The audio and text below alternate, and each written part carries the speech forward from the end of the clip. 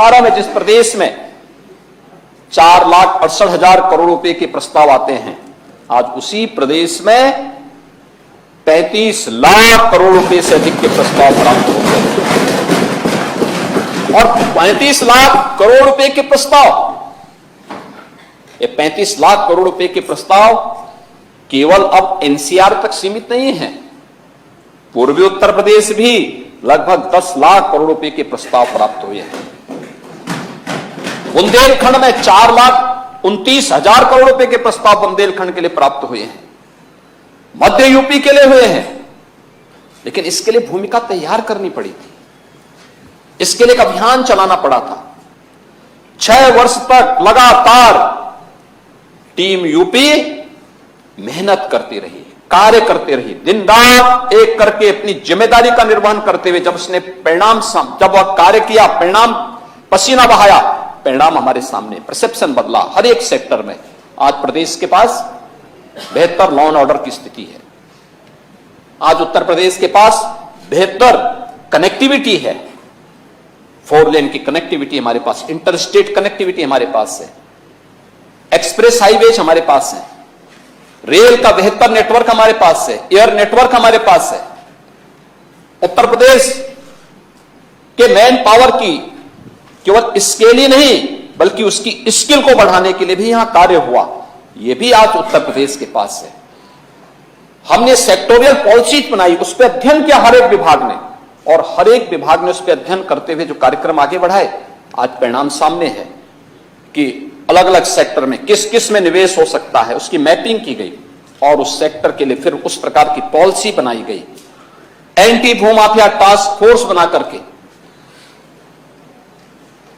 Land bank तैयार किया गया। 64,000 हेक्टेयर से अधिक भूमि उत्तर प्रदेश के अंदर लैंड बैंक के रूप में भूमाफियाओं के कब्जे से मुक्त करा करके, सत्ता के संरक्षण में जो लोग इन जमीनों में कब्जा करते थे उनसे मुक्त करा करके प्रदेश का एक भारी भरकम लैंड बैंक बना, और परिणाम हमारे सामने है। जब ग्लोबल इन्वेस्टर समिट के लिए किया, हमने कार्रवाई की, अंतर देख सकते हैं। इस बार जहां कहीं भी हमारे वरिष्ठ मंत्रीगण, दोनों डिप्टी सीएम और मेरे सभी वरिष्ठ सहयोगी दुनिया के अंदर जिस भी देश में गए, 16 देशों की यात्रा की उन्होंने, 21 सिटी कवर किए थे, और जिस भी देश में गए हर एक जगह बड़े सम्मान के साथ उनका स्वागत हुआ, और उन्हें लोगों ने देखते देखते सम्मान की दृष्टि से उन्हें हर प्रकार की मदद की। भारी भरकम निवेश के प्रस्ताव हमारी टीम दुनिया के उन 16 देशों से लेके आई। पहली बार है यूपी की टीम देश के बाहर गई, और यही नहीं, देश के अंदर भी 8 स्थानों पर हमारे मंत्री समूह अलग अलग स्थानों पर जाकर के निवेश के लिए रोड शोज किए, और हमारे सभी जनप्रतिनिधि, माननीय सांसद, माननीय विधायक, विधान परिषद के माननीय सदस्यगण, इन्होंने भी हर जिले में रोड शो का आयोजन किया, और परिणाम है कि उत्तर प्रदेश के 75 जनपदों में आज निवेश होने जा रहा है। आज उत्तर प्रदेश का कोई जिला ऐसा नहीं बोल सकता कि हमारे पास निवेश की कोई प्रस्ताव नहीं है। उत्तर प्रदेश के ये सबसे बड़ी सफलता है इस इन्वेस्टर समिट का, कि जहां पे 75 के 75 जनपद कवर हो रहे हैं। प्रदेश का जो 17 के पहले सबसे पिछड़ा क्षेत्र माना जाता था, पूर्वी उत्तर प्रदेश और बुंदेलखंड, वहां पे भी भारी भरकम निवेश हो रहा है, और पश्चिम में तो होना ही होना है। इसके लिए इंफ्रास्ट्रक्चर भी तैयार किया गया, बेहतर इंफ्रास्ट्रक्चर तैयार हुआ, इस पे हम चर्चा करेंगे। और इन कार्यक्रमों को आगे बढ़ाते हुए G20 के भी 2 समिट यहां पर हुए। महोदय, G20 दुनिया के 20 बड़े देशों का समूह है। ये 20 वे बड़े प्रतिष्ठित देश, जिनका दुनिया के 65% से अधिक आबादी जहां निवास कर रही है, 75% से अधिक ट्रेड पर जिनका अधिकार है, 85% से अधिक जीडीपी पर जिन देशों का अधिकार है, और 90% से अधिक इनोवेशन और रिसर्च पर जिन देशों का अधिकार है, वे G20 का समूह है। आजादी के अमृत काल के प्रथम वर्ष में प्रधानमंत्री मोदी जी के नेतृत्व में भारत G20 के देशों की अध्यक्षता कर रहा है, और उसमें से 2 बैठकें यूपी के अंदर संपन्न हो चुकी हैं। एक आगरा में संपन्न हुई, जो महिला सशक्तिकरण पर आधारित थी, 10, 11, 12 फरवरी को, और दूसरा 13, 14, 15 फरवरी को प्रदेश की राजधानी लखनऊ में संपन्न हुआ। इसमें 20 उन बड़े देशों के प्रतिनिधि तो आए ही थे, उनके अलावा भारत के 9 मित्र देशों के आमंत्रित सदस्य भी भाग लिए और 7 अन्य देशों के संगठनों ने भी भागीदारी की। आवभगत से, आतिथ्य सेवा से वे अभिभूत थे, और थीम भी G20 का वसुधैव कुटुंबकम का है। वसुधैव कुटुंबकम, हमने कभी नहीं बोला ये अपना है, ये पराया है। हमारे यहां तो हमेशा इस बात को कहा गया है, अयम निज परोवेति गणना लघु चेत साम उदार चरिता नाम तो सुधैव कुटुंबकम का ये भाव, ये भारत की ऋषि परंपरा की ये सबसे बड़ी बात रही है। सदैव इस बात को महत्व दिया। और जहां वसुधैव कुटुंबकम की बात करते हैं तो हमारे विपक्ष में बैठे हुए लोग, मैंने कल भी कहा था कि हर समस्या के समाधान के 2 रास्ते होते हैं, या तो उसमें भाग लो या भाग लो। उन्होंने समस्या का समाधान नहीं किया तो वे भाग लिए। ये समाधान करने वाली टीम है तो यहां भाग ले रही है। जब हम यहां पे वसुधैव कुटुंबकम की बात कर रहे हैं, प्रधानमंत्री मोदी जी के नेतृत्व में दुनिया का भारत का संदेश पहुंच रहा है, तब वो जाति की बात कर रहे हैं। जब हम ग्लोबल इन्वेस्टर समिट की बात कर रहे थे तब वह जाति की बात कर रहे थे। जब हम G20 की समिट की बात कर रहे थे तब वह जाति की बात कर रहे थे। जब हम बजट की चर्चा की बात कर रहे थे और उनके सुझाव मांग रहे थे तब वह जाति की बात कर रहे थे। ये सब जानते हुए कि इसी कारण से उत्तर प्रदेश के नौजवानों के सामने, इन्हीं कारणों से उत्तर प्रदेश के सामने पहचान का संकट खड़ा हुआ था। ये पहचान का संकट, उत्तर प्रदेश का नौजवान कहीं जाता था, वो पहचान का भयंकर संकट। लोग बताते ही नहीं थे, नौजवान बताता भी नहीं था। और इस संबंध में बहुत अच्छी बात कही है। एक बड़े विद्वान ने कहा कि समस्या का समाधान का इस पर निर्भर करता है कि आपका सलाहकार कौन है। दुर्योधन का सलाहकार शकुनी था और अर्जुन का कृष्ण था। परिणाम सबके साथ, शकुनी को पालेंगे तो सत्यानाश होना ही होना है। और यह दृश्य अगर विपक्ष समझ पाएगा तो संभवतः कुछ सद्बुद्धि आए। महोदय, अलग अलग सेक्टर के जो कार्यक्रम हुए हैं यह प्रदेश के अंदर उन उपलब्धियों के माध्यम से देखी जा सकती है। अमृतकाल का प्रथम बजट देश की सबसे बड़ी आबादी के राज्य में तब आया है जब इस सदी की सबसे बड़ी महामारी कोरोना का सामना करते हुए आज उत्तर प्रदेश कोरोना जैसी महामारी से पूरी तरह मुक्त है। सारे पर्व और त्योहार हर्षोल्लास उमंग के साथ मनाए जा रहे हैं। अर्थव्यवस्था फिर से प्रदेश के अंदर उछाल मारने के लिए उतावली दिखाई दे रही है। उत्तर प्रदेश विकास की एक सही पटरी में आगे बढ़ा है। एक तरफ कोविड महामारी थी, दूसरी तरफ रूस और यूक्रेन का युद्ध भी था। पूरा यूरोप आर्थिक मंदी के दौर से गुजर रहा है। 1947 में भारत का ही हिस्सा जो पाकिस्तान था, आज उस पाकिस्तान में रोटी के लाले पड़ रहे हैं।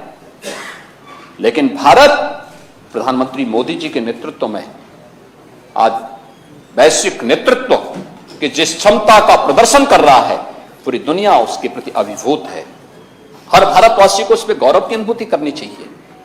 और उत्तर प्रदेश अपनी इस भूमिका में भारत की अर्थव्यवस्था को मजबूती प्रदान करने में कैसे योगदान दे सकता है, यह बजट उसी का प्रतिनिधित्व करता हुआ दिखाई देता है। जो सदन में जो बजट आया था, इसकी थीम ही है कि हम लोग $1 ट्रिलियन की इकोनॉमी बनेंगे।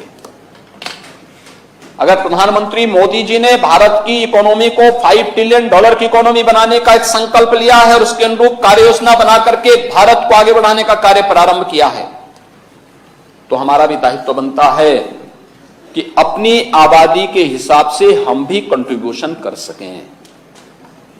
जितनी उत्तर प्रदेश की आबादी है, उतनी आबादी के हिसाब से हम भी अपना कंट्रीब्यूशन कर सकें और आबादी के हिसाब से कंट्रीब्यूशन करने के लिए एक सर्वसमावेशी समग्र विकास की सोच रखने वाला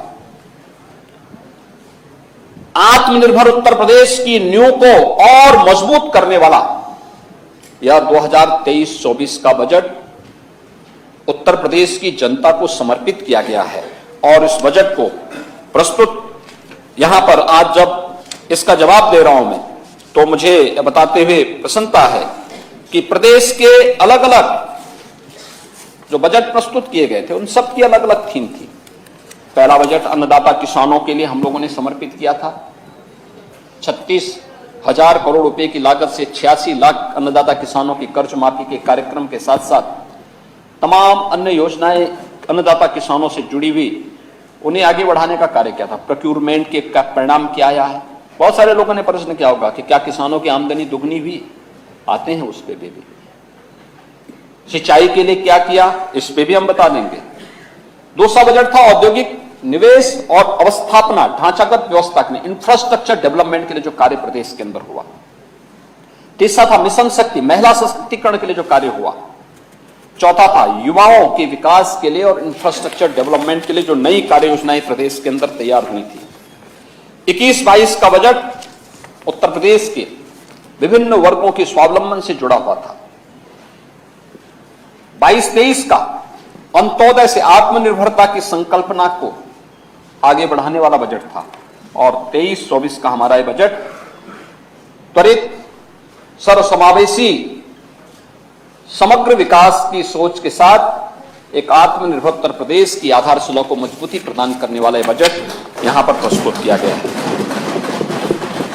महोदय, बजट के अलग अलग अगर आप देखेंगे तो यह बजट $1 ट्रिलियन की दिशा में उत्तर प्रदेश को कैसे आगे बढ़ाएगा, यह हम देख सकते हैं। पिछले कुछ समय से जो कार्य हुए हैं, एक हमने जो कहा सो करके दिखाया भी। 2022 के विधानसभा चुनाव के पहले हमारी पार्टी ने 130 संकल्प प्रदेश की जनता के सामने किए थे। यह बजट 110 संकल्पों को पूरा करता है और उसमें उनके लिए 64,000 करोड़ रुपए से अधिक की राशि बजट में उसका प्रावधान किया गया है। प्रदेश में हम लोगों ने इस दौरान अगर देखेंगे कि 16-17 में प्रदेश का कुल जो रेवेन्यू था वह कुल प्राप्त होता था 86,000 करोड़। इस वित्तीय वर्ष में यानी मार्च 31 तक जो आज आने जा रहा है प्रदेश के पास, वह 2,20,000 करोड़ रुपए से अधिक की राशि प्रदेश के स्वयं के राजस्व में आने जा रही है। महोदय, इससे पहले क्या होता था? मैंने कल भी कहा, प्रदेश में पहले सेल टैक्स और वैट था। इससे प्रदेश को कुल राशि मिलती थी 49,000 करोड़ से लेकर के 51,000 करोड़। आज ये राशि बढ़कर के होने जा रही है 1,24,000 करोड़ से 1,25,000 करोड़। इस वित्तीय वर्ष में ये बढ़कर के जाने वाली है। यानी इतना बढ़ा है उत्तर प्रदेश को, इसका इतना लाभ होने जा रहा है। और स्टेट एक्साइज में कुल 12,000 करोड़ उत्तर प्रदेश को मिलते थे बाद 2017 तक, मार्च 17 तक। आज ये राशि बढ़कर के जाने जा रही, 12,000 करोड़ बढ़कर के जाने जा रहा, 45,000 करोड़ रुपए राज्य को इससे प्राप्त होने वाले हैं। ये पैसा कहां जाता था? ये चोरी होता था। यही पैसा जब जाता था तो लोग इंग्लैंड में होटल बनाते थे। यही पैसा जब जाता था तो ऑस्ट्रेलिया में टापू खरीदे जाते थे। पैसा राज्य का जो प्रदेश के इंफ्रास्ट्रक्चर पे खर्च होना चाहिए था, प्रदेश के गरीब कल्याण के लिए खर्च होना चाहिए था, प्रदेश के वृद्धजनों के लिए योजना बनाने के लिए, नौजवानों के लिए योजना बनाने के लिए खर्च होना चाहिए था, उन पे नहीं खर्च हुआ। ये पैसा कहां चला गया यह तो आप देख सकते हैं। और ये तब हुआ है, ये तब हम कर रहे हैं जब डीजल पेट्रोल पर कोई अतिरिक्त टैक्स लगाने की बजाय हमने टैक्स को कम किया। उत्तर प्रदेश के अंदर वेट कम किया। महंगाई उत्तर प्रदेश के अंदर डीजल पेट्रोल सबसे कम है, अगल बगल के किसी भी राज्य के अंदर आप देखेंगे सबसे कम है। यह उत्तर प्रदेश ने इस दिशा में जो प्रयास प्रारंभ किया है वह इसकी एक झलक भी प्रस्तुत करता है। महोदय, जो प्रदेश के अंदर आज हमें इस बात पर गौरव की अनुभूति होती है कि कोविड-19 और रूस यूक्रेन युद्ध के बावजूद उत्तर प्रदेश आज रेवेन्यू सरप्लस स्टेट है।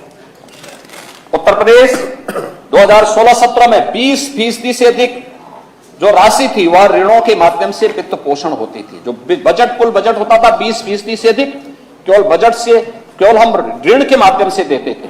और 23-24 में जब बजट प्रस्तुत किया गया है यह घट करके अब मात्र 16% हम ऋण लेकर के करेंगे। शेष अपने स्वयं के ओन सोर्स से ये बजट का पूरा पैसा हम लोग उपलब्ध करवाएंगे। पहले बजट का 8% जो भाग होता था वह ऋण के ब्याज चुकता करने में होता था। आज ये घट करके मात्र 6% तक आने जा रहा है। यह उत्तर प्रदेश की नई प्रोग्रेस को दिखाता है कि उत्तर प्रदेश एक सही दिशा में आगे बढ़ चुका है। महोदय, इससे पहले प्रदेश के अंदर जो बैंकों की स्थिति थी हम उस पर आएंगे, मैं उस पर विस्तार से चर्चा करूंगा। लेकिन $1 ट्रिलियन के बारे में चर्चा करते समय हमारे बहुत सारे मित्र ऐसे हैं जो कहते हैं कि साहब क्या यह संभव हो पाएगा। हम कहते हैं भाई कौन सा काम है जो संभव नहीं हो सकता है। नेक नियति चाहिए, नेक नियति के साथ आप काम करेंगे क्यों नहीं संभव हो पाएगा। यह संभव होगा। ये पिछले 6 वर्ष के अंदर की यात्रा क्या आपको संभव नहीं दिखती है क्या? हमने संभव बनाया है। और $1 ट्रिलियन की इकोनॉमी बनाने के लिए प्रदेश ने, टीम यूपी ने 10 सेक्टर चिन्हित किए हैं जिन पर लगातार कार्य हो रहा है। इनमें पहली सुरक्षा, पहला है शिक्षा का सेक्टर। बेसिक, माध्यमिक, उच्च, वोकेशनल और टेक्निकल एजुकेशन, ये सब एक साथ मिलकर के इस दिशा में समग्र शिक्षा और सौभाग्य से राष्ट्रीय शिक्षा नीति लागू करने के बाद आज आपने देखा होगा इसके बारे में एक बात सामने आई है कि उत्तर प्रदेश यानी देश विश्व गुरु के रूप में शिक्षा के क्षेत्र में बढ़ेगा। इसमें कोई दो राय आज नहीं होनी चाहिए। राष्ट्रीय शिक्षा नीति इस प्रकार का एक अवसर हमें प्रदान करती है। शिक्षा के लिए अनेक कार्यक्रम बनाए गए हैं। 2017 के पहले अगर मैं कुछ पेपर की क्लिप्स दिखाऊं तो हर व्यक्ति इस चीज को लेकर के आश्चर्यचकित होगा कि कैसे उत्तर प्रदेश चलता था। उत्तर प्रदेश उससे पहले कहां पहुंचा था, कहां लेकर चले गए थे उत्तर प्रदेश को। उत्तर प्रदेश के अंदर 17 के पहले क्या स्थिति पहुंचा दी थी उत्तर प्रदेश के अंदर। 17 के पहले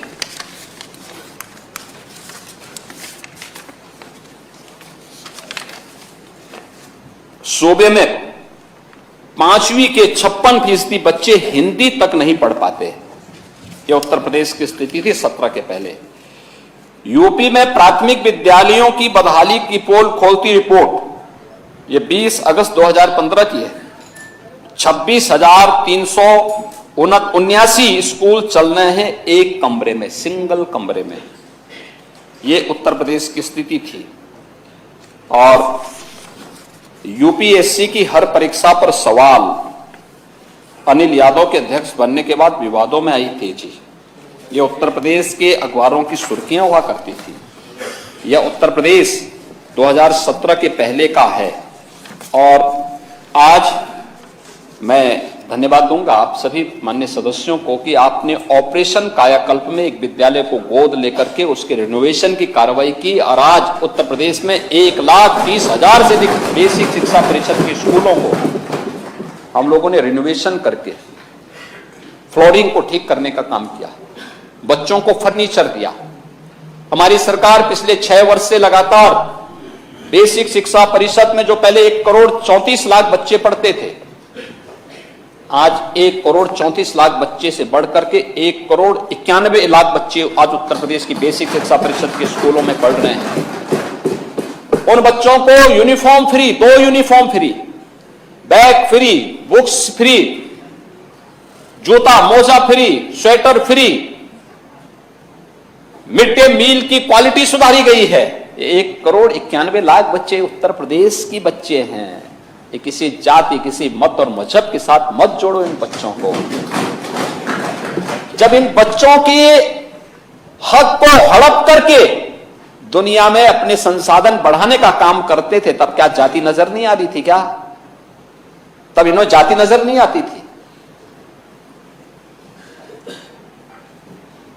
बच्चियां ज्यादातर ऐसी थी जो बेटियां हैं, वे नंगे पैर स्कूल जाती थी। आज मैं कह सकता हूं उत्तर प्रदेश में 1,200 रुपए हर बच्चे के अकाउंट में जा रहा है डीबीटी के माध्यम से।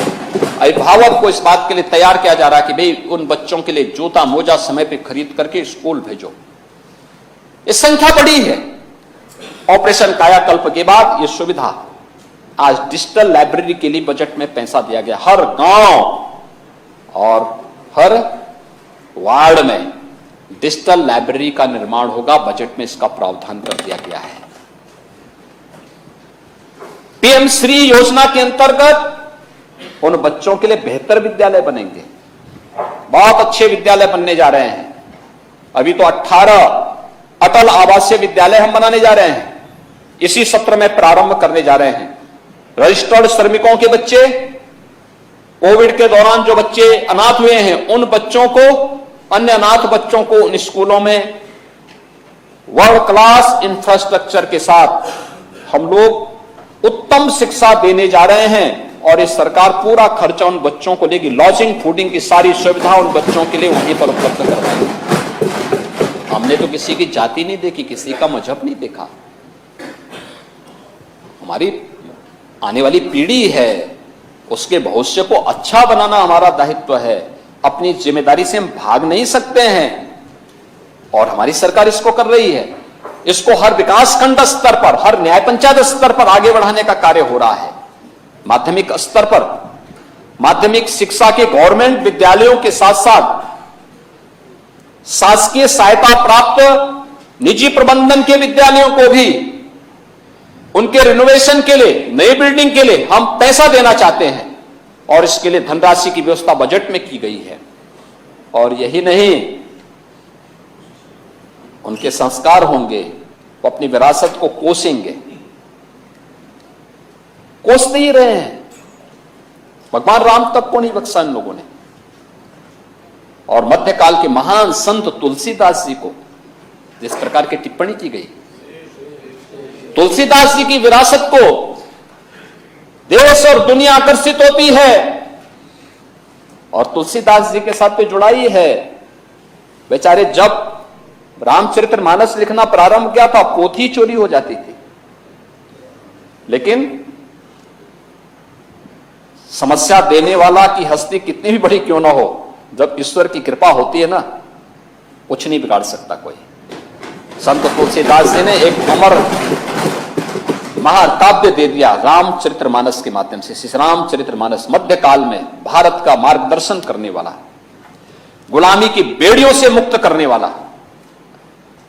उस कालखंड में उनको भी अकबर के दरबार में बुलाया गया था, उन्होंने जाने से इनकार कर दिया था। उन्होंने कहा कि भाई मेरा तो एक ही राजा है और राम है, राम के सिवाय किसी को मैं राजा नहीं मानता। बोलने का साहस मध्यकाल में किसी ने किया था, महान संत ने किया था, तुलसीदास जी ने किया था। तुलसीदास जी को रामचरितमानस के माध्यम से हमारी सरकार ने तय किया।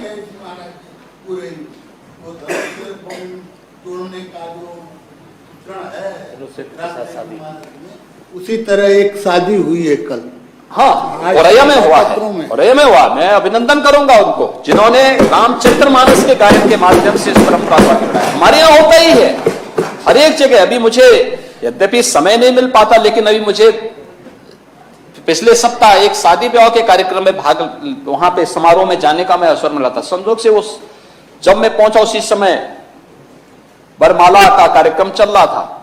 ठीक वही गाना बज रहा था जो रामचरितमानस में जनकपुर में उस समय का दृश्य होता है।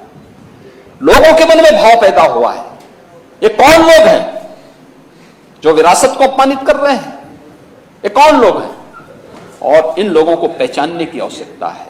उत्तर प्रदेश में जिन लोगों ने राम को कोसा था, जनता ने उनको कहां पहुंचा दिया ये भी सब लोग जानते हैं। और जो लोग कहते थे परिंदा भी पर नहीं मार सकता, अयोध्या में भगवान राम का भव्य मंदिर का निर्माण किया। जनवरी 2014 में जब रामलला अपने मंदिर में फिर से विराजमान होंगे, पूरा भारत ही नहीं पूरी दुनिया गौरवान्वित होगी, विरासत पर सम्मान करेगी। राम की विरासत हम सबको गौरव की अनुभूति होनी चाहिए। और हमने तय किया है संस्कृत विद्यालयों के रिनोवेशन के लिए 100 करोड़ रुपए की व्यवस्था भी की है। और संस्कृत के बच्चों के लिए स्कॉलरशिप की व्यवस्था सरकार देगी, स्कॉलरशिप की व्यवस्था भी देगी।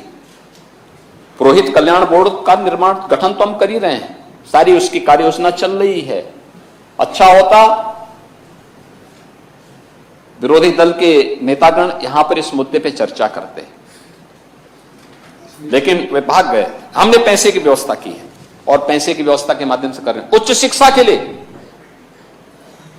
शिक्षा के लिए पिछली बार 3 विश्वविद्यालय बनाए गए थे, सहारनपुर, अलीगढ़ और आजमगढ़। इस बार 3 नए विश्वविद्यालय उच्च शिक्षा में उपलब्ध कराए गए हैं, जो 3 असेवित कमिश्नरी थी।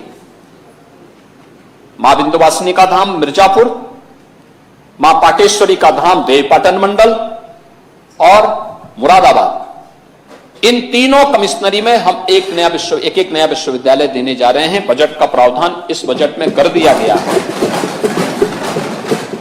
फार्मा के क्षेत्र में विश्वविद्यालय के समकक्ष एक नया इंस्टीट्यूट हम गठित करेंगे, जो प्रदेश के अंदर फार्मा सेक्टर की उन उपलब्धियों को लेकर के जाएगा जो यहां पे फार्मा सेक्टर में ढेर सारी संभावनाओं का, क्योंकि सबसे बड़ा श्रम बाजार अगर यूपी है, यूपी सबसे बड़ा बाजार है, तो यूपी फार्मा का भी सबसे बड़ा हब बनेगा। और इसके लिए फार्मा पार्क के साथ साथ इन कार्यक्रमों को भी हम आगे बढ़ाने जा रहे हैं। वोकेशनल एजुकेशन में प्रधानमंत्री कौशल विकास के साथ साथ अभी टाटा टेक्नोलॉजीज लिमिटेड के साथ एक एमओयू वोकेशनल एजुकेशन ने किया है। टाटा टेक्नोलॉजीज के साथ में 5000 करोड़ रुपए से अधिक का यह प्रोजेक्ट है। न्यू एज ट्रेड्स उसमें विकसित किए जाएंगे। यूपी के नौजवानों को उन ट्रेड के साथ ट्रेनिंग दी जाएगी और जॉब की गारंटी टाटा की कंपनियां ही उन्हें दे देगी। 35,000 नौजवान हर साल वहां पर प्रशिक्षण प्राप्त करेंगे। यह काम इसी वर्ष से हम लोग आगे बढ़ाने जा रहे हैं। एमओयू पूरा हो चुका है, यह कार्य भी आगे बढ़ने जा रहा है, जिसमें 88% शेयर टाटा की कंपनियां देंगी और 12% मात्र राज्य सरकार को देना है। 10 वर्षों तक ये चलेगा, यानी 10 वर्षों में उत्तर प्रदेश के अंदर इन 150 आईटीआई के माध्यम से ही हम लोग 3.5 लाख नौजवानों को स्किल डेवलपमेंट के साथ साथ उन्हें जॉब की गारंटी केवल उसके माध्यम से दे पाएंगे। और उस तर्ज पर शेष अन्य आईटीआई को भी आगे विकसित करने का काम करेंगे। टेक्निकल एजुकेशन में भी न्यू एज कोर्सेज को हम लाने का प्रयास करें। ड्रोन टेक्नोलॉजीज का है, नए नए इनोवेशन के लिए हम लोगों ने अपनी कार्रवाई को आगे बढ़ाने की कार्रवाई की है। बहुत सारी चीजों को हम उसके साथ आगे बढ़ाने का उन कार्यक्रमों को आगे बढ़ाने का काम कर रहे हैं। ये लगातार ये कार्यक्रम हमारे जहां आगे बढ़ाने के कार्य चल रहे हैं, ये टेक्निकल एजुकेशन में चल रहा है, उच्च शिक्षा में बेहतर कार्य हुआ है। महोदय, दूसरा सेक्टर है स्वास्थ्य का। स्वास्थ्य के सेक्टर में भी हम लोगों ने प्रदेश के अंदर अच्छी प्रगति की है। उत्तर प्रदेश ने एक अच्छी प्रोग्रेस इस दिशा में की है। और ये प्रोग्रेस किस हद तक की प्रोग्रेस है। कोविड-19 आज लगभग समाप्त सा हो गया है और हम देख सकते हैं कि यहां पर आज कोरोना महामारी की स्थिति लगभग समाप्ति की कगार पर है। प्रदेश के अंदर समाजवादी पार्टी सरकार में क्या की, जननी सुरक्षा योजना में 75 करोड़ रुपए की घोटाला की, उस समय न्यूज क्लिपिंग हुआ करती थी। Advance life support ambulance ELS आज प्रदेश के अंदर 500 काम कर रही हैं, लेकिन 2017 के पहले भारत सरकार सपोर्ट करना चाहती थी, फ्री में देना चाहती थी उत्तर प्रदेश को। समाजवादी पार्टी की सरकार ने उसे लेने से इनकार कर दिया था। आप सोचिए, लाखों लोगों की जान बची है इन लाइफ सपोर्ट एम्बुलेंसेस के माध्यम से। कोरोना कालखंड में ये एक नया जीवन दान दे रही थी, लेकिन समाजवादी पार्टी को इसकी चिंता नहीं थी। आयुष्मान भारत योजना का शुभारंभ समाजवादी पार्टी की सरकार ने नहीं किया। महोदय, आज 6 करोड़ से अधिक लोग उत्तर प्रदेश के अंदर आयुष्मान भारत के साथ जुड़े हुए हैं और शेष उत्तर प्रदेश सरकार मुख्यमंत्री जन आरोग्य योजना के माध्यम से उन्हें कवर कर रही। 10 करोड़ लोगों को हम लोग आयुष्मान भारत योजना में 5 लाख रुपए की स्वास्थ्य बीमा का कवर उपलब्ध करवा रहे हैं, लेकिन इससे पहले यह सुविधा नहीं थी। राजकीय कर्मचारियों के लिए कैशलेस उपचार की सुविधा 2017 के पहले नहीं थी, आज इस सुविधा हम लोगों ने उपलब्ध कराई है। बजट में भी इसकी व्यवस्था की गई है। मुख्यमंत्री जन आरोग्य मेला यानी मुख्यमंत्री आरोग्य मेला के माध्यम से 2020 में हम लोगों ने फरवरी 2020 में प्रारंभ किया था। अब तक 11 करोड़ 72 लाख 29 हजार से अधिक रोगी इससे लाभान्वित हुए हैं और जिसमें से 2,770,000 गंभीर रोगियों को हायर सेंटर रेफर करके उनके उपचार की व्यवस्था की गई है और 11,80,000 से अधिक गोल्डन कार्ड भी आयुष्मान भारत के उपलब्ध कराए गए, इन गरीबों को उपलब्ध करवाए गए हैं। 250 सामुदायिक स्वास्थ्य केंद्रों को टेलीमेडिसिन की सेवा से जोड़ा गया है। 361 सामुदायिक स्वास्थ्य केंद्रों में टेली रेडियोलॉजी सेवाएं उपलब्ध कराई गई हैं। महोदय, 2017 के पहले प्रदेश के अधिकांश जनपद थे जहां कोई वेंटिलेटर नहीं था, कोई आईसीयू बेड नहीं थे। कोरोना में 2020 में जब इसकी समीक्षा हम कर रहे थे तब भी 36 जनपद ऐसे थे। आज उत्तर प्रदेश के सभी 75 जनपदों में यह सुविधा उपलब्ध है। और तो और संचारी रोग, इंसेफ्लाइटिस, डेंगू, मलेरिया, चिकनगुनिया, कालाजार, ये सब बीमारियां असमय बच्चों को निगलती थी। 40 वर्ष में पूर्वी उत्तर प्रदेश और तराई के क्षेत्र से जुड़े हुए हमारे उन जनपदों में 50,000 से अधिक मासूम बच्चों ने जान दी है। समाजवादी पार्टी 4 बार प्रदेश के अंदर सत्ता में थी, कभी इस मुद्दे को गंभीरता से नहीं लिया, कभी नहीं लिया। फ्री दवा जो मिल रही है आज भी, वह माननीय श्री कल्याण सिंह जी जब चीफ मिनिस्टर थे 1997 में, तब मेरे प्रस्ताव पर उन्होंने फ्री दवा की व्यवस्था उपलब्ध करवाई। समाजवादी पार्टी कभी गई नहीं, देखने के लिए तक नहीं गई। ये जो मरने वाले 50,000 बच्चे थे, ज्यादातर बच्चे दलित समुदाय से और अल्पसंख्यक समुदाय से थे। उनके प्रति संवेदना कभी उनके मन में नहीं आई, कभी नहीं आई। जाति के लोग बात करते हैं, लेकिन एक गरीब, एक वंचित, एक दलित, एक अति पिछड़ा व्यक्ति दवा के बहाव में दम तोड़ रहा था, लेकिन कभी उसका हाल लेने के लिए नहीं गए, सुविधाएं उपलब्ध कराने का प्रयास नहीं था। आज मैं कह सकता हूं हमारी टीम ने जो प्रयास किया, सभी विभाग मिलकर के कार्य प्रारंभ किए। महोदय, आज परिणाम है इंसेफ्लाइटिस 96% मौत को नियंत्रित करने में उत्तर प्रदेश ने सफलता प्राप्त कर ली है। हर विभाग ने अपना अपना काम किया, आज परिणाम सामने है। मलेरिया उन्मूलन की दिशा में हम आगे बढ़ चुके हैं। डेंगू पर प्रभावी नियंत्रण है। कालाजार और चिकनगुनिया के लिए भारत सरकार ने उत्तर प्रदेश को सम्मानित किया है। और उत्तर प्रदेश के कोविड प्रबंधन की चर्चा तो दुनिया ने भी माना है, WHO ने भी, नीति आयोग ने भी उत्तर प्रदेश की चर्चा की है। उत्तर प्रदेश ने Uttar Pradesh medical supply corporation का गठन किया और 18 से 22 के बीच में मात्र 3 वर्ष में हम लोगों ने 4500 करोड़ रुपए की बचत भी की और हॉस्पिटल में पहले से ज्यादा दवाइयां भी उपलब्ध करवाने का काम किया। महोदय, मिशन इंद्रधनुष के अंतर्गत अलग अलग अभियान चले थे। इन अभियानों के अंतर्गत प्रदेश के अंदर 7 मार्च, 4 अप्रैल, 2 मई 2022 में अभियान चलाए गए और इन अभियानों में 36,82,000 बच्चों को, 10,31,000 गर्भवती महिलाओं को टीकाकरण से आच्छादित किया गया। राष्ट्रीय कृमि मुक्ति दिवस के रूप में भी प्रदेश के सभी 75 जनपदों में एक अभियान चलाया गया, जिसमें 7,13,61,000 से अधिक बच्चों को इससे लाभान्वित किया गया। और प्रदेश के अंदर अगर हम लोग 2016 की तुलना में देखेंगे, ये सर्वे भारत सरकार के हैं, नेशनल फैमिली हेल्थ सर्वे, 16 की तुलना में 19 में ही अगर हम देखेंगे, मातृ मृत्यु दर 197 थी, यह प्रति लाख, वह घट करके 19 में 167 रह गई। अभी 22-23 के सर्वे आने बाकी है। शिशु मृत्यु दर, नवजात शिशु 30,000 प्रति हजार से 30 प्रति हजार से घट करके 2020 में यह 28 हो गई।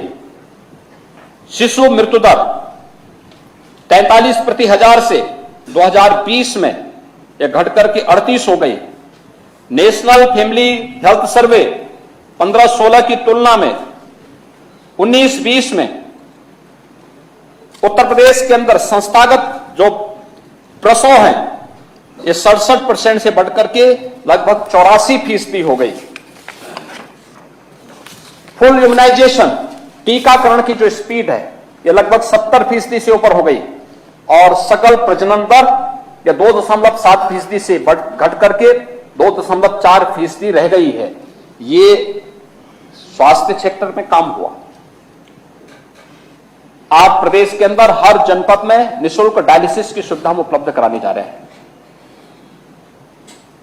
प्रदेश के अंदर अन्य तमाम कार्यक्रम चल रहे हैं, जिसमें इस बजट में भी प्रावधान किया गया है, जिसमें मातृ वंदना योजना के लिए भी पैसे की व्यवस्था की गई है।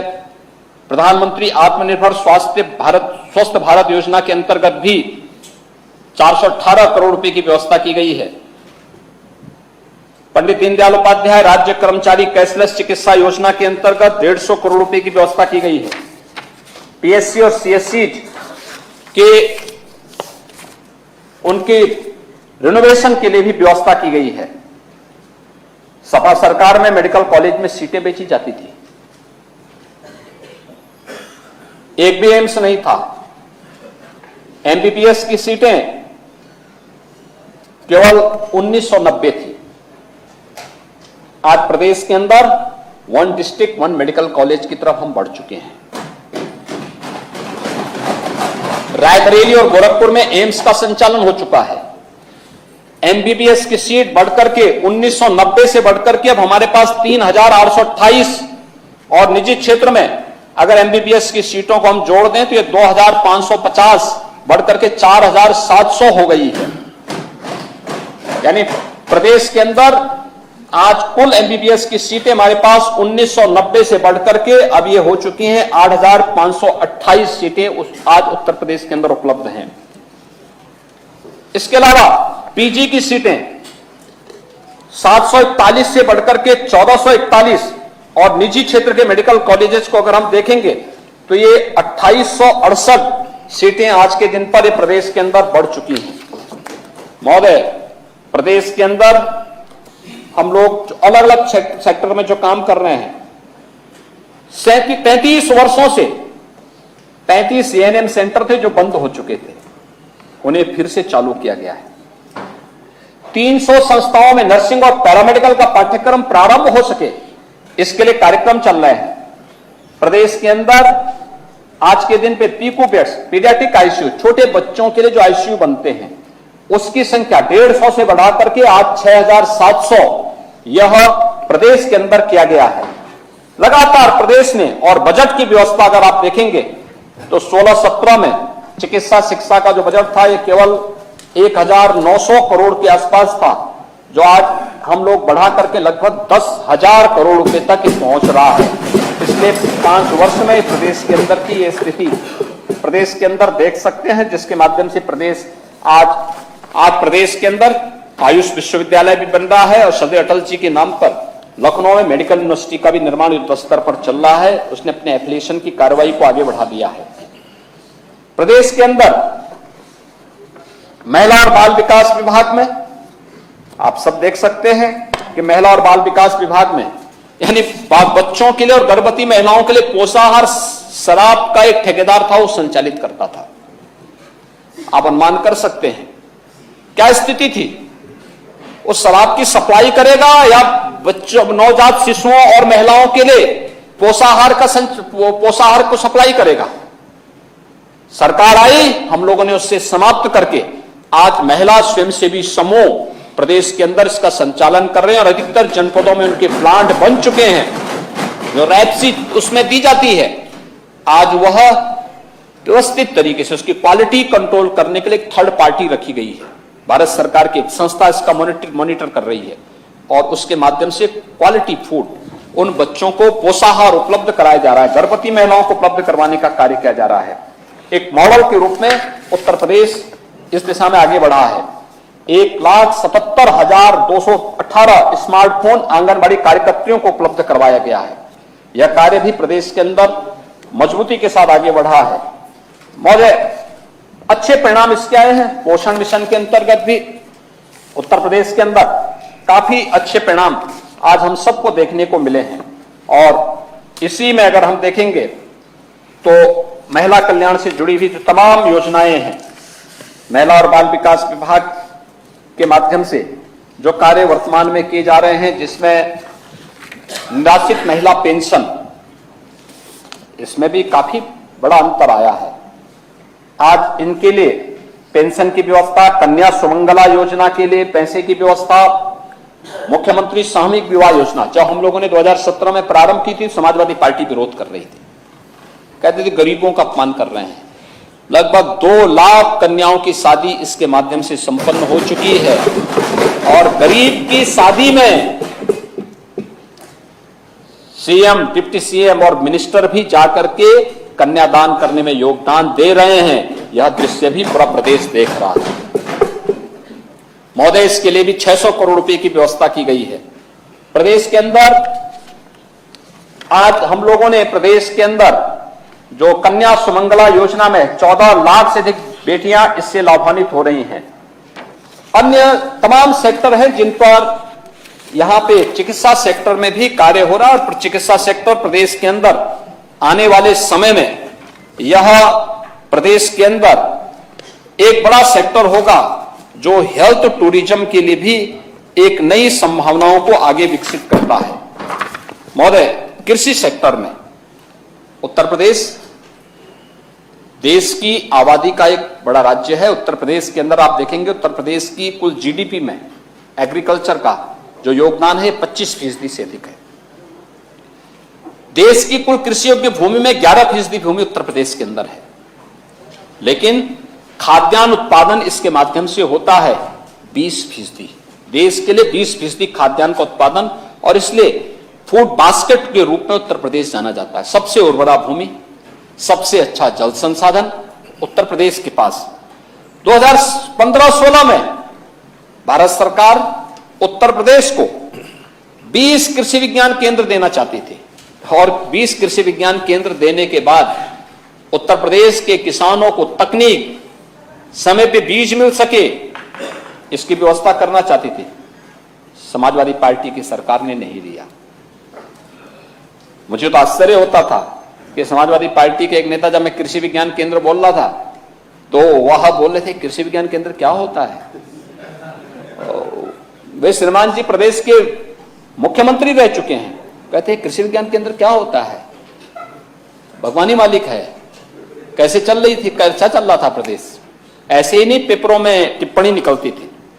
लेकिन महोदय, पहले सत्र के पहले किसान आत्महत्या कर रहा था, भूख से मौतें हो रही थी, किसान को उसकी फसल का उचित दाम नहीं मिल पाता था, कृषकों हेतु दूसरी मंडी से उत्पाद विक्रय के प्रावधान नहीं थे, मंडी परिसर के बाहर विक्रय पर प्रतिबंध था और मंडी शुल्क 2% लिया जाता था, किसानों से भी और व्यापारियों से भी। महोदय, प्रदेश के अंदर अगर हम कृषि विकास की दर को देखेंगे तो 2016-17 की तुलना में, तो 2016-17 में कृषि विकास की दर स्थिर मूल्य पर 6.6 थी, आज बढ़ करके 18.2% हुआ है। प्रधानमंत्री किसान सम्मान निधि, जिसे आदरणीय प्रधानमंत्री जी ने दिसंबर 2018 में प्रारंभ किया था, आज उत्तर प्रदेश के अंदर 2,60,00,000 किसान 51,639 करोड़ रुपए से अधिक की राशि डीबीटी के माध्यम से उनके अकाउंट में जा चुका है। हमारे लिए बहुत चिंता का विषय है, पूरे देशवासी उस पर चिंतित हैं, प्रदेशवासी चिंतित हैं। कैंसर, किडनी फेलियर होना, लीवर का खराब होना, मुख्य कारण में से एक अत्यधिक मात्रा में पेस्टिसाइड, केमिकल और फर्टिलाइजर का उपयोग करना भी उसका एक कारण है। गौ आधारित खेती इसका एकमात्र समाधान है और उस प्राकृतिक खेती के लिए प्रदेश सरकार ने गंगा जी के तटवर्ती 27 जनपदों को, बुंदेलखंड के 7 जनपदों को इसके दायरे में लिया है। इस पर हमारा कार्य चल रहा है, इस पर हम लोग लगातार अभियान चला रहे हैं और प्रदेश ने इसके लिए व्यवस्था की है। गौ आधारित खेती के लिए भारत सरकार ने भी यूनियन बजट में व्यवस्था की है, प्रदेश के अंदर भी इसके लिए हम लोग व्यवस्था करने जा रहे हैं और प्रदेश के अंदर यह वर्तमान में 85,710 हेक्टेयर क्षेत्रफल में गौ आधारित विषमुक्त खेती के कार्यक्रम को संचालित किया जा रहा है। इसको बढ़ाने का कार्य हो रहा है। इसके लिए हमने टेस्टिंग लैब भी स्थापित की है अलग अलग मंडियों में, प्रदेश के अंदर कमिश्नरी स्तर पर पहले चरण में किया जा रहा है। हर कृषि विज्ञान केंद्र में भी एक लैब, इनकी टेस्टिंग लैब होगी जो बता देगी कि यह जो भी प्रोडक्ट है यह नेचुरल है, ऑर्गेनिक है और फिर उसका अच्छा दाम मार्केट में उन्हें प्राप्त होगा। सिंचाई की परियोजनाओं का दायरा बढ़ाया गया। सरयू नहर राष्ट्रीय परियोजना 1972-73 में प्रारंभ हुई थी। कल समाजवादी पार्टी के नेता विधानसभा में बोल रहे थे कि हम भी करना चाहते थे लेकिन हमें तो पहले हटा दिया गया था, लेकिन 1972-73 में बनी थी, पूरी नहीं हो पाई। आदरणीय प्रधानमंत्री जी ने 2021 में इसे राष्ट्र को समर्पित किया। बाण सागर परियोजना, अर्जुन सहायक परियोजना, ये सभी 20 ऐसी परियोजनाएं थी जिसे समय पे पूरा किया गया और आज हम लोग तमाम अन्य परियोजनाओं को इसके माध्यम से इस बजट में भी उसका प्रावधान, मध्य गंगा नहर परियोजना है और भी अन्य तमाम परियोजनाएं हैं जिसके लिए हम लोग इस बजट में उसका प्रावधान किए हैं। महोदय, 2012 से 17 के बीच प्रदेश के अंदर 94 लाख मीट्रिक टन गेहूं का क्रय किया गया। जो लोग कहते हैं किसानों की आमदनी क्या दुगनी हुई, वे मेरे आंकड़ों को नोट करेंगे और फिर उन आंकड़ों के माध्यम से देखेंगे कि कितना गुना हो रहा है। 94 लाख मीट्रिक टन गेहूं का क्रय किया गया, 12,800 करोड़ रुपए का भुगतान किया गया। 12,800 करोड़, यह पैसा किसान के खाते में सीधे नहीं गया, यह पैसा बीच के किसी एजेंट के माध्यम से किसान को मिला होगा। 12,800 करोड़ नहीं मिला होगा। 17 से लेकर के 22 के बीच में हम लोगों ने 219 लाख मीट्रिक टन गेहूं का क्रय किया और किसान के खाते में पैसा गया 40,159 करोड़ रुपए का पैसा भुगतान किसान के खाते में किया। महोदय, 12,800 और 40,159 करोड़ डीबीटी के माध्यम से हमने तो पैसा दिया। क्या इसमें कोई अंतर ही नहीं है क्या? 2012 से 17 के बीच में 123 लाख मीट्रिक टन धान का क्रय किया गया। 17,190 करोड़ रुपए धान का मुक्ता भुगतान किया गया, वह भी एजेंट के माध्यम से, सीधे किसान के खाते में नहीं। और 17 से लेकर के 2022 के बीच 280 लाख मीट्रिक टन धान का क्रय किया गया और 50,420 करोड़ रुपए का भुगतान डीबीटी के माध्यम से किसान को खाते में किया गया, अन्नदाता किसान के खाते में किया गया। ये कई गुना ज्यादा है। इसी प्रकार से 22-23 में 10,75,303 किसानों से 13,300 किसानों से 64,64,000 मीट्रिक टन धान का क्रय किया गया, जिसमें 13,192 करोड़ रुपए का भुगतान डीबीटी के माध्यम से अन्नदाता किसान के खाते में किया गया। और पिछली सरकारों में चीनी मिलें बंद होती थी, औने पौने दाम पे बेच दी जाती थी, घटतोली होती थी, पर्ची के लिए मारामारी होती थी। महोदय, आज पर्ची के लिए कोई मारामारी नहीं, घटतोली कोई नहीं कर सकता, लेकिन साथ साथ बंद चीनी मिलों को चलाने का कार्यक्रम जो सुप्रीम कोर्ट में पेंडिंग है उसको छोड़ दें। बाकी हम लोगों ने क्या, महान किसान नेता पूर्व प्रधानमंत्री चौधरी चरण सिंह जी की कर्म भूमि की चीनी मिल, हमारी सरकार ने उस चीनी मिल को नए सिरे से बनाया। बस्ती में मुंडेरवा की चीनी मिल, जिसको लेकर के तमाम लोगों ने अपनी राजनीतिक रोटियां सेकी, हमारी सरकार ने उस चीनी मिल को फिर से बनाया। आज वो फिर से वहां पर गन्ना पेराई का काम कर रही है। पिपराइच की चीनी मिल फिर से गन्ना पेराई का काम कर रही है। अब तक हम लोग पिछले 6 वर्ष के अंदर, 6 वर्ष पूरे नहीं हुए, लेकिन पिछले 6 वर्ष के अंदर 1,98,000 करोड़ रुपए से अधिक का गन्ना मूल्य का भुगतान करा चुके हैं। और महोदय, गन्ने का दायरा भी बढ़ा है। अगर मैं इस पैसे की तुलना करूं तो समाजवादी पार्टी सरकार और पिछले 7 से लेकर के 17 के बीच 10 वर्षों की सरकारों की तुलना अगर मैं करूं तो ये राशि बढ़कर के 1,02,000 करोड़ रुपए अधिक भुगतान ये है। और अभी जो भुगतान बाकी है वो लगभग 5800 करोड़ यानी 5,800 करोड़ का भुगतान बाकी है, जिस पर लगातार दबाव बनाया जा रहा है। लेकिन महोदय, ये भी है कि आज 119 चीनी मिलें हैं, जिनमें 100 से अधिक चीनी मिलें ऐसी हैं जो 10 दिन के अंदर गन्ना मूल्य का भुगतान कर रही हैं। इससे पहले ये कभी नहीं हो पाती थी। प्रदेश के अंदर नमामि गंगे परियोजना के अंतर्गत भी 52 सीवर जो एसटीपी परियोजनाएं स्वीकृत हुई हैं, 28 पूर्ण हो चुकी हैं, 17 पर कार्य प्रगति पर है, 7 परियोजनाओं का कार्य बहुत शीघ्र हम प्रारंभ करने जा रहे हैं। नमामि गंगे का परिणाम 2019 में प्रयागराज कुंभ भी है। प्रयागराज कुंभ 19 और प्रयागराज का कुंभ 2013 उदाहरण है सबके सामने। 13 में पूर्ण कुंभ था, 2019 में अर्ध कुंभ था। कुंभ हम लोगों ने कुंभ के रूप में उसकी व्यवस्था की, लेकिन 13 की तुलना में दुगने श्रद्धालु 19 में आए। गंगा विरल और निर्मल थी। स्वच्छता, सुरक्षा और सुव्यवस्था का एक मॉडल प्रस्तुत किया गया दुनिया के अंदर। हर जो कोई आता था विभूत होता था प्रयागराज आकर के। लेकिन 13 में क्या हुआ? अव्यवस्था थी, अराजकता थी, भ्रष्टाचार था। और उस समय के नगर विकास मंत्री और मुख्यमंत्री जब कुंभ के प्रेजेंटेशन को लेकर के हार्वर्ड विश्वविद्यालय जाना चाहते थे तो पूरा पहुंच भी नहीं पाए।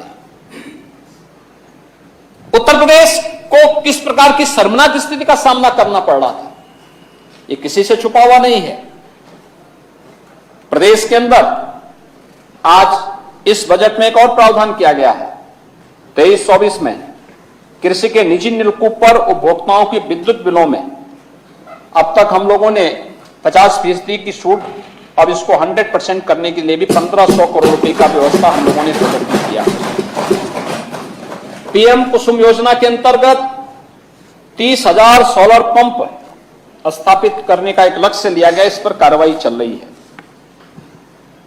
एफपीओज के गठन के लिए भी कार्रवाई युद्ध स्तर पर चल रही है और इस नए वित्तीय वर्ष में शहजाद बांध स्प्रिंकलर सिंचाई परियोजना, मध्य गंगा परियोजना, कशनौदा बांध और लखेरी बांध को भी पूर्ण करने का हमारा लक्ष्य है, जिस पर हमारा युद्ध स्तर पर कार्य चल रहा है। महोदय, फूड प्रोसेसिंग की पॉलिसी के लिए धनराशि की व्यवस्था की गई है। प्रदेश के अंदर दलहन और तिलहन के जो किसान हैं उनको मिनी किट उपलब्ध निःशुल्क में उपलब्ध कराने के लिए कार्रवाई की जा रही है और कुशीनगर में महात्मा बुद्ध के नाम पर एक कृषि विश्वविद्यालय की स्थापना होगी, यह भी व्यवस्था इसमें की गई है। हर कृषि विश्वविद्यालय में हम लोग एग्रीकल्चर के क्षेत्र में एग्रीटेक स्टार्टअप और इनोवेशन सेंटर की स्थापना के लिए भी बजट का प्रावधान किया गया है और टिश्यू कल्चर प्रयोगशाला के लिए भी धनराशि की व्यवस्था है। Centre of excellence for Honey, इसके लिए धनराशि की व्यवस्था है और निराश्रित गोवंश के लिए भी व्यवस्था बजट में की गई है। इसमें रखरखाव पर 750 करोड़ रुपए और यहां पे 750 करोड़ रुपए की व्यवस्था की गई है। पहले से ही 3 योजनाएं इसके लिए हमारी चल रही हैं, जिसमें प्रदेश के अंदर पहली है निराश्रित गौआश्रय स्थल, जिनमें प्रदेश के अंदर 10 लाख से अधिक गोवंश को हम लोग संरक्षित कर रहे हैं, उनकी देखभाल कर रहे हैं। दूसरा है मुख्यमंत्री सहभागिता योजना।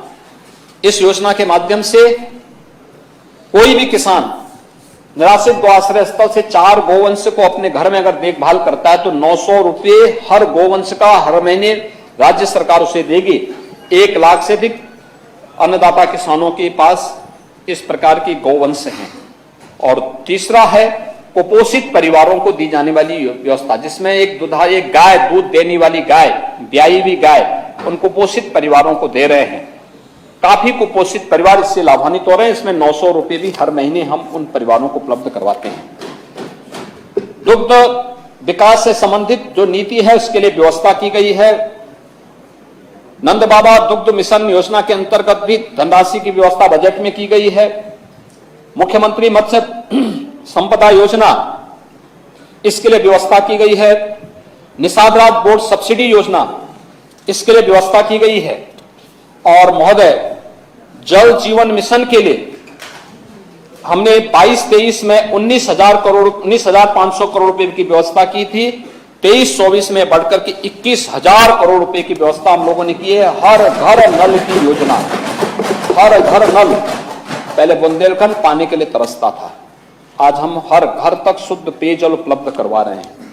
आदरणीय प्रधानमंत्री जी की मंशा के अनुरूप इन कार्यक्रमों को आगे बढ़ाने का कार्य किया जा रहा है। प्रदेश के अंदर लघु सिंचाई के लिए 23-24 में 1,000 करोड़ रुपए की व्यवस्था की गई है और भी अन्य क्षेत्रों में तमाम अन्य कार्य इसके माध्यम से किए जा रहे हैं। बाढ़ नियंत्रण के लिए अब तक हम लोगों ने 22,94,000 हेक्टेयर भूमि को बाढ़ से सुरक्षित किया है। 23-24 के बजट में हम लोगों ने 277 परियोजनाओं को पूर्ण करने का लक्ष्य लिया है।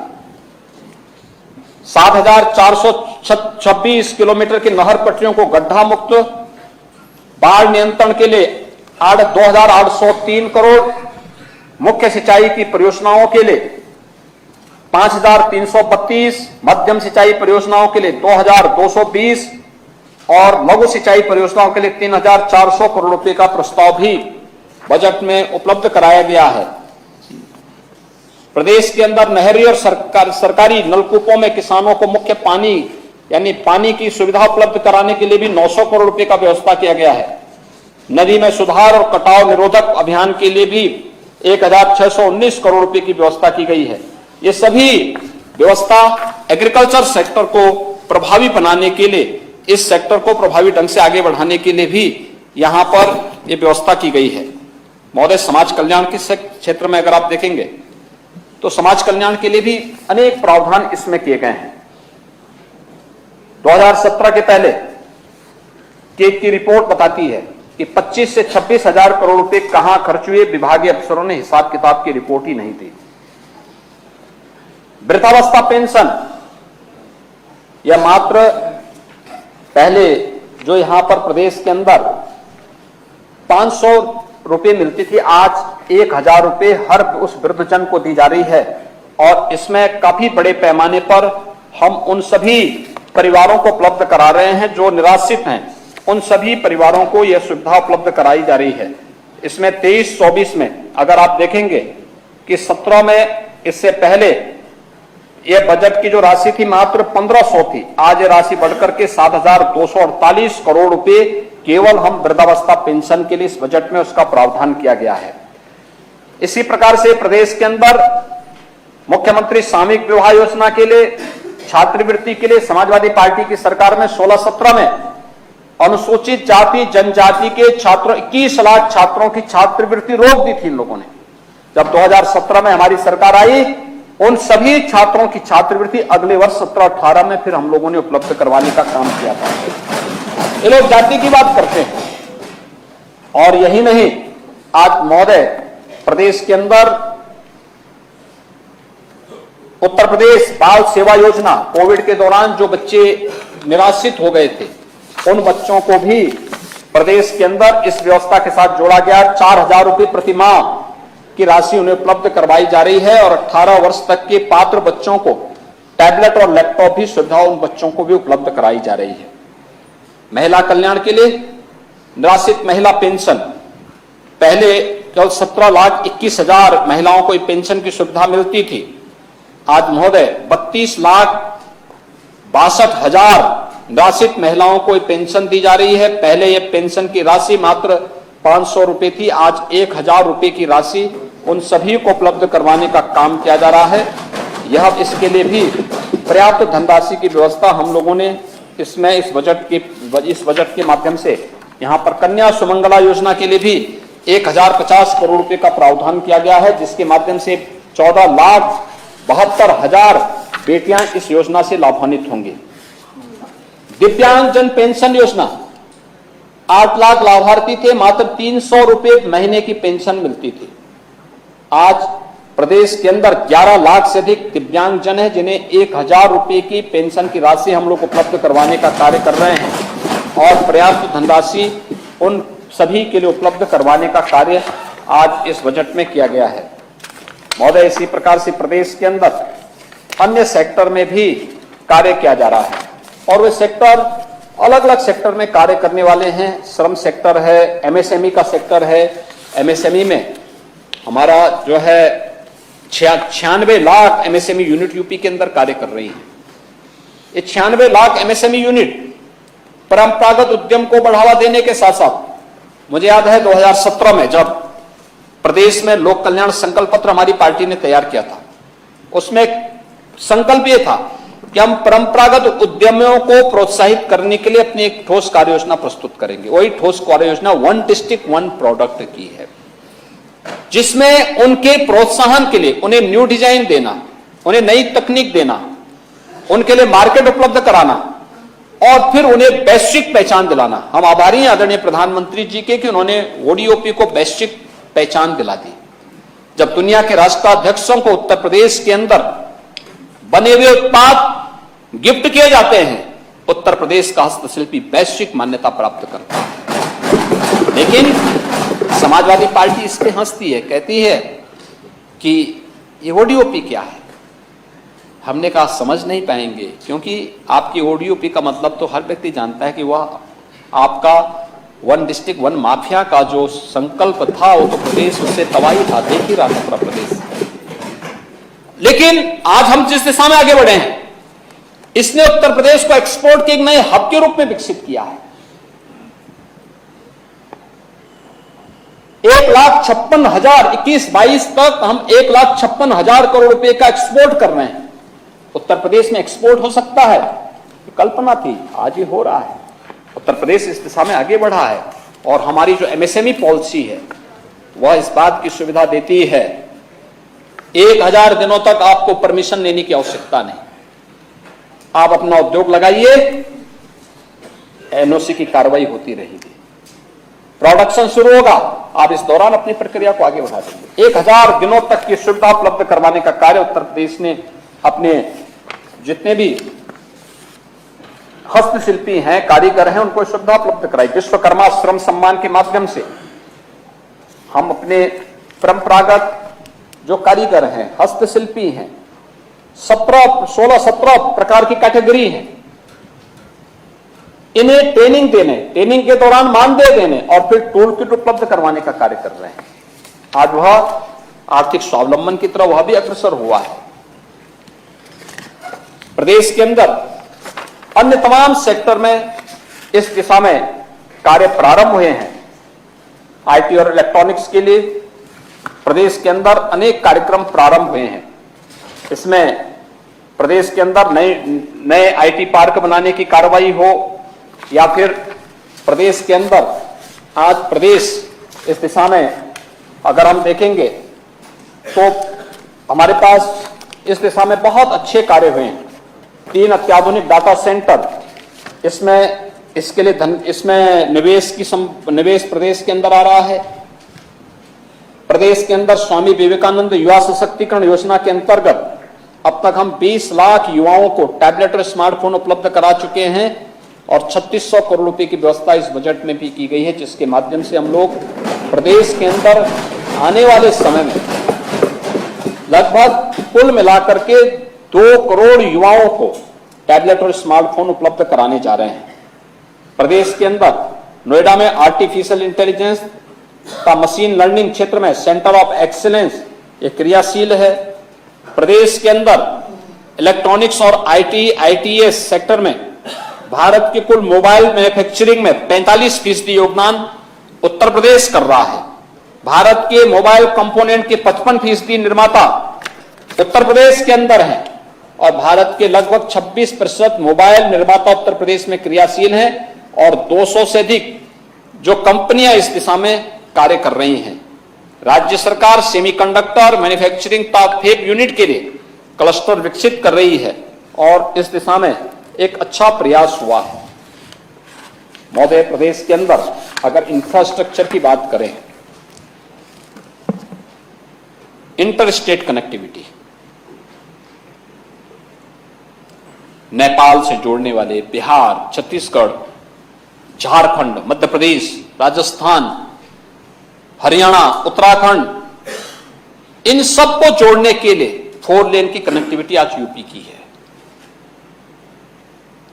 एक्सप्रेस हाईवे पूर्वी उत्तर प्रदेश को पूर्वांचल एक्सप्रेसवे के साथ जोड़ने, बुंदेलखंड को बुंदेलखंड एक्सप्रेसवे के साथ जोड़ने, पश्चिम उत्तर प्रदेश को मध्य और पश्चिम पूर्वी उत्तर प्रदेश से जोड़ने के लिए गंगा एक्सप्रेसवे युद्ध स्तर पर कार्य चल रहा है। दिल्ली मेरठ एक्सप्रेसवे 12 लेन का एक्सप्रेसवे आज यातायात के लिए खुल चुका है और प्रदेश के अंदर अगर हम देखेंगे कि अलग अलग सेक्टर में हर जिला मुख्यालय को 4 लेन के साथ जोड़ने की रोड कनेक्टिविटी बेहतर हुई है उत्तर प्रदेश के अंदर। ट्रेन का सबसे बड़ा नेटवर्क यूपी के पास है। Eastern and western dedicated freight corridor ये यूपी से होकर के जाता है। Logistic hub and transport hub की अनेक संभावनाएं यूपी के अंदर मौजूद हैं। उत्तर प्रदेश देश का पहला राज्य है जिसने भारत सरकार के सहयोग से इनलैंड वाटरवे का विकास किया है। हल्दिया से वाराणसी के बीच यह उत्तर प्रदेश के इनबाउंड और आउटबाउंड कार्गो की फैसिलिटी को आगे बढ़ाने का एक बहुत बड़ा माध्यम है। फ्रेट विलेज का निर्माण 100 एकड़ क्षेत्र में काशी के अंदर हो रहा है। यादव प्रधानमंत्री जी ने एक जो विजन दिया है इंफ्रास्ट्रक्चर के माध्यम से फिर इकोनॉमी को बूस्ट अप करने के लिए, उसका उदाहरण है। एयर कनेक्टिविटी उड़ान योजना के ने कितना परिवर्तन किया है। पहले केवल 2 एयरपोर्ट क्रियाशील थे, लखनऊ और वाराणसी, गोरखपुर आगरा आंशिक रूप से थे। आज 9 एयरपोर्ट पूरी तरह क्रियाशील है। 11 एयरपोर्ट पे काम चल रहा है। आने वाले समय में अगले 1.5-2 वर्ष के अंदर उत्तर प्रदेश के अंदर 5 इंटरनेशनल एयरपोर्ट और 16 डोमेस्टिक एयरपोर्ट होंगे, यानी 21 एयरपोर्ट का देश का सबसे बड़ा एयर नेटवर्क से जुड़ा हुआ राज्य होगा उत्तर प्रदेश। आज उत्तर प्रदेश ने इस दिशा में कार्य प्रारंभ किया है। ऊर्जा के क्षेत्र में पहले बिजली 4 जनपदों में आती थी, आज सभी 75 जनपदों में बिजली है। 1,21,000 मजदूरों तक बिजली पहुंचाई गई। करोड़ों परिवारों के जीवन में रोशनी लाने के लिए सौभाग्य योजना के अंतर्गत प्रधानमंत्री जी के अनुकंपा से आज उन्हें बिजली दिखाई दे, उनके घर में बिजली है, लाइट है, रोशनी है, ये सुविधाओं ने उपलब्ध हो रही है। और बिजली की आपूर्ति को भी कठिन से कठिन समय में इन कार्यक्रमों को आगे बढ़ाने का कार्य हुआ है। प्रदेश के अंदर हम लोगों ने ऊर्जा की क्षमता को बढ़ाया है। तमाम क्षेत्रों में नए कार्य हो रहे हैं। रिनोवेशन एनर्जी के लिए कार्य हुए हैं, बायोफ्यूल के क्षेत्र में नए कार्य हुए हैं। आज तो उत्तर प्रदेश इथेनॉल उत्पादन का देश का सबसे बड़ा राज्य बन चुका है। लोग कहते हैं कि आप क्या कर रहे हैं? ये सब पढ़ना चाहिए इन लोगों को। पढ़ने लिखने का काम नहीं करते, केवल आकर के यहां पे टिप्पणी करते हैं। लेकिन महोदय, उत्तर प्रदेश ने इस सेक्टर में बेहतर काम किया और उत्तर प्रदेश लगातार इस दिशा में अपनी गति को आगे बढ़ाए हुए है। प्रदेश के अंदर मैंने यहां पर पहले कहा कि आज एक्सपोर्ट के एक नए हब के रूप में उत्तर प्रदेश आगे बढ़ चुका है। ग्राम्य विकास सेक्टर ने अपनी ग्रामीण क्षेत्र की कनेक्टिविटी को जहां बेहतर किया है, वहां साथ ही साथ ग्रामीण क्षेत्र में ग्राम सचिवालय एक गांव में ही वो सुविधा उपलब्ध करवाने की कार्रवाई को आगे बढ़ा रहा है। गांव के व्यक्ति को ब्लॉक, तहसील या जनपद में न जाना पड़े। बैंकिंग कॉरेस्पॉन्डेंट सखी बैंकिंग की सारी सुविधा गांव में उपलब्ध करानी जा रही है। महिला स्वयंसेवी समूह के माध्यम से हर गांव की महिला स्वावलंबन की ओर अग्रसर हो, इस दिशा में एक बेहतर प्रयास वहां पर प्रारंभ हुआ है। और मातृभूमि की एक नई योजना, जिसमें कोई भी प्रवासी उत्तर प्रदेश वासी अगर अपने किसी पूर्वज के नाम पर उत्तर प्रदेश के अंदर वह निवेश करना चाहता है या उनके नाम पर कोई एक भवन बनाना चाहता है, कन्वेंशन सेंटर बनाना चाहता है या कोई बनाना चाहता है, तो हम लोगों ने व्यवस्था करने जा रहे हैं कि 60% पैसा वो देगा, 40% राज्य सरकार देगी। उनके पूर्वज के नाम पर हम उस व्यवस्था को आगे बढ़ाने का कार्य कर लेंगे। ग्रामीण और शहरी क्षेत्र में ईज ऑफ लिविंग के लिए 52,77,000 गरीबों को एक आवास मिल जाए। ये जो बनटांगिया है, मुसहर है, चेरो है, थारू है, सहरिया है, कोल है, आखिर क्या इनको मकान नहीं मिलने चाहिए थे 17 के पहले? क्या इनकी कोई जाति नहीं थी क्या? इनकी भी तो जाति थी, लेकिन इनको नहीं सुविधा मिलती थी। इनको नहीं मिलती थी सुविधा, क्योंकि सुविधा तो समाजवादी पार्टी के कैडर को मिलती थी।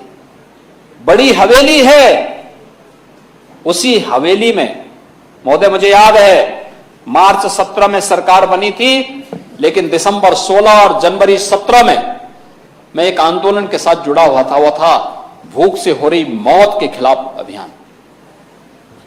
कुशीनगर, सोनभद्र, चित्रकूट में मुझे जाने का अवसर मिला था। भूख से मौतें हो रही थी। कुशीनगर के जब मुसहर परिवारों से मैं मिला, मैंने उनसे पूछा, मैंने कभी, क्योंकि मैंने वहां उन लोगों के लिए एक बार कार्ड बनवाए थे, अभियान चला के, आंदोलन करके। मैं सांसद नहीं था वहां का, लेकिन मैं जाता था। भूख से मौत होती थी, मैं जाता था, सहायता लेकर के भी जाता था और प्रशासन को भी बाध्य करता था सहायता करने के लिए। तो मैंने उनसे कहा, मैंने कभी आप लोगों को तो जो है ये सुविधा कार्ड उपलब्ध कराया गया था? कहा साहब, इस सामने एक बड़ी हवेली थी समाजवादी पार्टी के नेता की। कहा साहब, इन्होंने वो कार्ड ले लिया, हमें राशन नहीं मिलता है, घर में कुछ भी नहीं, एक दाना नहीं, भूख से मौतें हुई थी। ये लोग बात करते हैं इसकी, जाति के नाम पे मूल मुद्दे से भटकाना चाहते हैं लोग।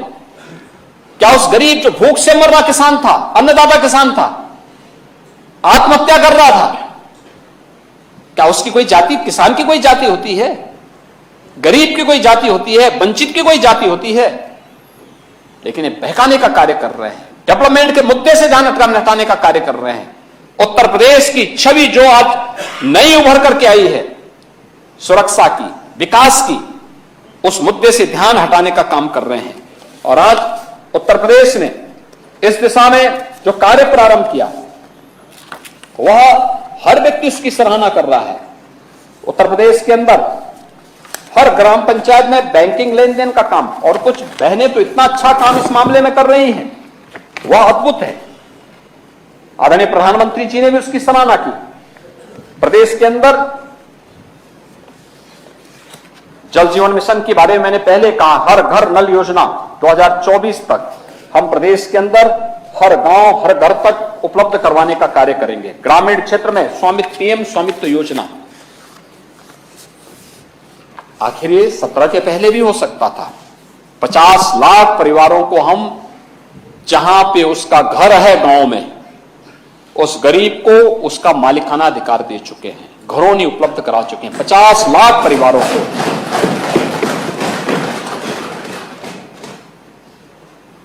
सत्रह के पहले क्यों नहीं मिला? क्या ये 50 लाख परिवारों की कोई जाति नहीं थी क्या? इनको भी तो देना चाहिए था, लेकिन इनके लिए नहीं जाती है। ये लोग उनके लिए नहीं थे। कृषक दुर्घटना बीमा योजना, इसमें पहले केवल मूल किसान जिसके नाम पर खेती है उसी को इस दुर्घटना योजना के अंतर्गत धनराशि मिल पाती थी, शेष नहीं मिल पाती थी। हमने इसके दायरे को बढ़ाया है, बटाईदार को भी इसमें शामिल किया है, किसान के पुत्र और उनके परिवार के अन्य सदस्यों को भी शामिल किया। अगर किसी आपदा के शिकार होते हैं तो सरकार उस परिवार को, दुर्भाग्य से ऐसी कोई घटना ना घटित हो, लेकिन अगर कोई घटना होती ही है तो हमने कहा 5 लाख रुपए की सुरक्षा बीमा का कवर सरकारों ने उपलब्ध कराई। 750 करोड़ रुपए की व्यवस्था इसके लिए व्यवस्था बजट में की गई है, और यह उन परिवारों को उपलब्ध करवाने का कार्य भी हम लोग इसके माध्यम से कर रहे हैं। महोदय, इसके अलावा प्रदेश के अंदर आवास और शहरी, यानी प्रदेश के अंदर रैपिड रेल, देश की पहली रैपिड रेल दिल्ली से मेरठ के बीच में प्रारंभ होने जा रही है। मेट्रो, आज प्रदेश के अंदर मेट्रो का संचालन युद्ध स्तर पर आगे बढ़ रहा है। आज लखनऊ में मेट्रो का काम, गाजियाबाद, नोएडा, ग्रेटर नोएडा और कानपुर, 5 सिटी हमारी मेट्रो से जुड़ चुकी है। आगरा में युद्ध स्तर पर कार्य चल रहा है। हमारा प्रयास है दिसंबर 2023 तक हम इस कार्य को पूरा कर लें, और ये कार्य आगे बढ़ाने का कार्य, एक कार्य तेजी के साथ होगा। इससे पहले अन्य शहरों में भी मेट्रो या रोपवे के निर्माण की कार्रवाई को आगे बढ़ाने का कार्य हो रहा है। ग्रामीण विकास सेक्टर में नीति आयोग ने जो एस्पिरेशनल डिस्ट्रिक्ट घोषित किए थे, देश के अंदर 112 जनपद एस्पिरेशनल डिस्ट्रिक्ट घोषित हुए थे। महोदय, ये वे जनपद हैं जिन जनपदों में विकास पिछड़ गया था, वे कोसों दूर थे। उन जनपदों को विकास की मुख्य धारा से जोड़ना था। 8 जनपद, उन 112 देश के 112 जनपदों में से 8 यूपी के थे, जिसमें सिद्धार्थनगर, बलरामपुर, श्रावस्ती, बहराइच, चंदौली, सोनभद्र, चित्रकूट और फतेहपुर, 8 जनपद थे। इन 8 जनपदों में विकास की जो 5 पैरामीटर उन्होंने तय किए थे, 75 इंडिकेटर्स के साथ, शिक्षा, स्वास्थ्य, कृषि और जल संसाधन, स्किल डेवलपमेंट और रोजगार, फाइनेंशियल इंक्लूजन, इन सभी में ये जनपद पिछड़ गए थे। मुझे बताते हुए प्रसन्नता है, आज जब इसकी रैंकिंग आती है, टॉप 10 जनपद देश के अंदर ऐसे जिन जनपदों ने विकास किया है, विकास की मुख्य धारा के साथ जुड़े हैं, टॉप 10 में 5 उत्तर प्रदेश के 5 शीर्ष जनपदों में उत्तर प्रदेश के 5 जनपद हैं, और टॉप 20 में यूपी के सभी 8 जनपद आते हैं। ये उत्तर प्रदेश की विकास की यात्रा है, और बजट में इस बार हम लोगों ने प्रावधान किया है कि एस्पिरेशनल जनपद डिस्ट्रिक्ट की तर्ज पर एस्पिरेशनल ब्लॉक लेंगे। 100 विकासखंड चयनित हुए हैं, उन पर हमारा कार्य चल रहा है, वही इंडिकेटर तय कर दिए गए हैं, और लगातार एक सीएम फेलो भी वहां इन कार्यों की निगरानी करके सारे डाटा यहां पर उपलब्ध करवाने का कार्य कर रहा है। हम नगरीय क्षेत्र में भी इस व्यवस्था को आगे बढ़ाने का कार्य कर रहे हैं। नगरीय क्षेत्र में आज अवस्थापना सुविधाओं और बुनियादी सुविधाओं में भारी विकास हुआ, ईज ऑफ लिविंग आसान हुआ है। स्मार्ट सिटी आदरणीय प्रधानमंत्री जी के विजन को प्रभावी ढंग से आगे बढ़ाने का काम हुआ है। ये स्मार्ट सिटी के लिए ICCC का जो निर्माण हुआ है, आज न केवल ट्रैफिक मैनेजमेंट के लिए बल्कि सेफ सिटी के कॉन्सेप्ट को भी पूरा कर रहा है। लगातार इस दिशा में आगे बढ़ रहा है। अनेक योजनाओं को आगे बढ़ाने का कार्य हुआ है। आज सिटी आज उत्तर प्रदेश की 17 के पहले की तुलना में ज्यादा सुंदर और स्वच्छ दिखती है। उत्तर प्रदेश में कोई भी आता है आज के दिन पे कहता सब उत्तर प्रदेश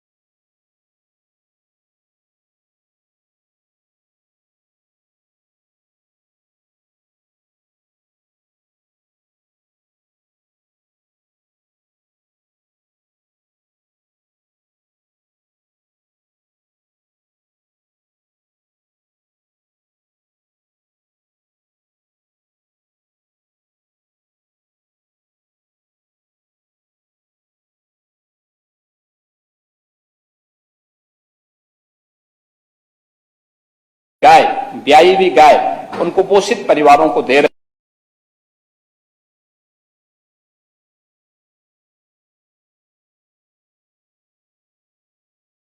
गाय, ब्याई हुई गाय उन कुपोषित परिवारों को दे रहे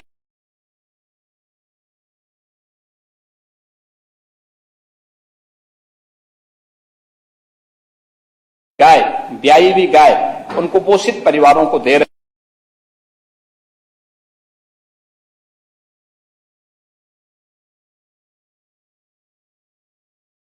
और उत्तर प्रदेश को भारत के अर्थव्यवस्था का ग्रोथ इंजन बनने की दिशा में आगे बढ़ाने के लिए यह बजट सदन में प्रस्तुत किया गया और मैं पूरे सदन से यह अनुरोध करूंगा कि नेक नियत से जब कार्य होता है, टीम वर्क के सब कोई कार्य